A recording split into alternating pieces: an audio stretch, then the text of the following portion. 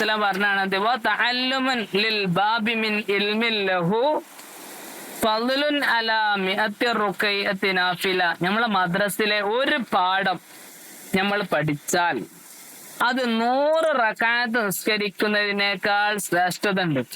നമ്മളെ അമ്മയും ഉപ്പയൊക്കെ 100 റക്അത്ത് വീട്ടിൽ നിന്ന് നിസ്കരിക്കാവുന്നതിനേക്കാൾ ഏറ്റവും വലിയ കൂലി ആർക്കാന്നറിയോ? നമ്മളെ വീട്ടിൽ നിന്ന് ഒരു പാഠം പഠിച്ചാൽ മതി.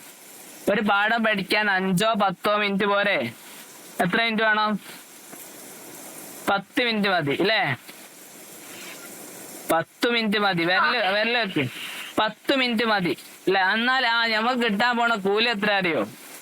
5 മണിക്കൂർ തുടർച്ചയായി നിസ്കരിച്ചാൽ ഇത്ര കൂലി കിട്ടോ? അതിനേക്കാളും കൂടുതൽ കൂലി കിട്ടും ആർക്ക്? ഒരു പാഠം പഠിച്ചാൽ, ഒരു പാഠം പഠിക്കുന്ന വ്യക്തിക്ക് എത്ര കൂലി?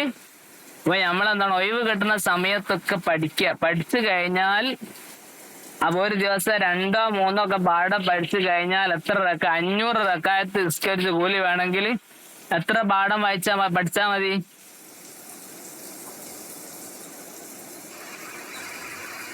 500 റക്അത്ത് നിസ്കരിച്ച് കൂലി കിട്ടണ എത്ര പാഠം വായിക്കണം? 5 പാഠം അല്ലേ? അത് 10 പാഠം വായിച്ചാലോ? 10 പാഠം വായിച്ചാൽ 1000 റക്അത്ത് നിസ്കരിക്കാൻ എത്ര സമയം വേണം അല്ലെ? നമ്മള് തറാവിക്ക് 20 റക്അത്ത് നിസ്കരിക്കാൻ അല്ലെ? 20 റക്അത്ത് നിസ്കരിക്കാൻ 1 മണിക്കൂർ എടുക്കൂല തറാവി.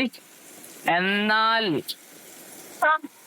അല്ലെ 1000 റക്അത്തൊക്കെ നിസ്കരിക്കണമെങ്കിൽ എത്ര സമയം വേണ്ടി വരും? അതിന് സമയത്ത് നമ്മളൊരു മണിക്കൂർ കൊണ്ട് 10-20 പാഠമൊക്കെ പൊതുപരീക്ഷയ്ക്ക് നമ്മൾ കുറെ പഠിച്ചില്ലേ അല്ലേ? ഒരുപാട് പാഠങ്ങൾ പഠിച്ചില്ലേ? അങ്ങനെ 10 പാഠമൊക്കെ നമ്മൾ വായിച്ചാൽ ദിവസവും 1000 റക്അത്തൊക്കെ നിസ്കരിച്ച കൂലി വരും. ഒരു അരമണിക്കൂർ കൊണ്ട് 1 മണിക്കൂർ കൊണ്ട് നമ്മൾ കിട്ടും. അപ്പൊ ഇതിന്റെ കൂലി എത്രയാന്ന് നമുക്ക് അറിയൂല. അത്രക്ക് വലിയ കൂലിയാണ്. എന്തിന്? അറിവ് പഠിക്കുന്നതിന് നമ്മൾ എന്താണ്? അപ്പൊ നമ്മള് ഉത്സാഹത്തോടു കൂടെ പഠിക്കണം. നമ്മളൊരു എനിക്ക് നമ്മളെ മൊബൈലിന്റെ മുമ്പിൽ ഇരുന്ന് പഠിച്ചാൽ അത് നമ്മൾ എന്താവണം? നല്ല നിയത്തില് പഠിക്കണം. എങ്ങനെ നിയത്ത് വെക്കണം? അള്ളാഹിന്റെ പൊരുത്തം കിട്ടണം. എന്താ നിയത്ത് വെക്കേണ്ടത്? അള്ളാഹുവിന്റെ അടുക്കല് പൊരുത്തം കിട്ടണം, സ്വീകരിക്കണം, കൂടി കിട്ടണം. അങ്ങനെയാണോ അല്ലേ? അങ്ങനല്ലേ പഠിക്കല് അല്ലേ? അങ്ങനെ പഠിക്കുമ്പോഴേ ഈ കൂലൊക്കെ കിട്ടും ഇൻഷാ അല്ലാഹ്. ഈ 5 പേരിന്റെ അർത്ഥം ഒന്ന് എഴുതണം കേട്ടോ.